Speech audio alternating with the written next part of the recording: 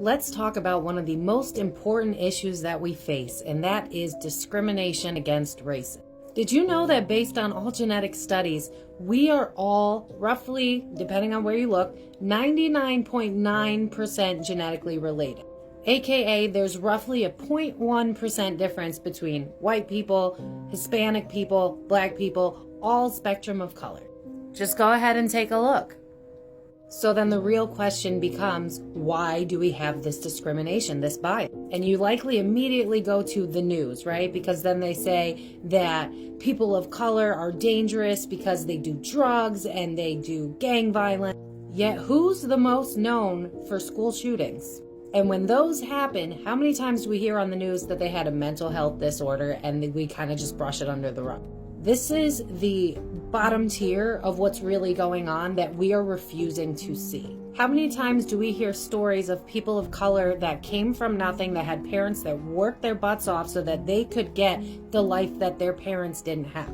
The real issue has never been race. That's what they put out there so that we can hate, again, somebody other than the person, people up there that are perpetuating the problem to begin with. The crisis of drugs in and of itself, and the crisis of mental health, especially if you live in an environment when you are surrounded by violence and drugs. If we don't have the resources to take care of our people, then we are not going to see a difference. We are going to see more and more division. We have scholarships dedicated to people of color because they know that there is an advantage to, at least for me, perceiving to look white.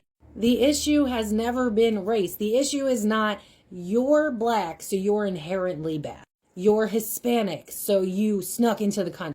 No, it's how can we divide everybody so that we don't focus on how we lack in structure and system. The news perpetuate it, and then people go, oh my God, people of color are so dangerous. But they never seem to talk about how there's a housing crisis, that they can't afford their bare minimum. What about the AIDS epidemic? They didn't care about our people, because that's the point. We are all brothers and sisters. We should all be standing up for one another. The problem is not color.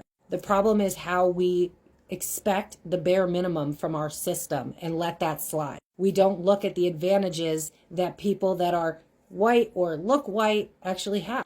And that's not your fault if you're white.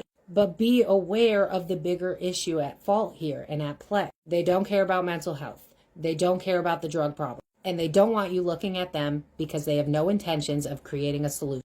The system gaslights you so you don't look at them. That's the problem.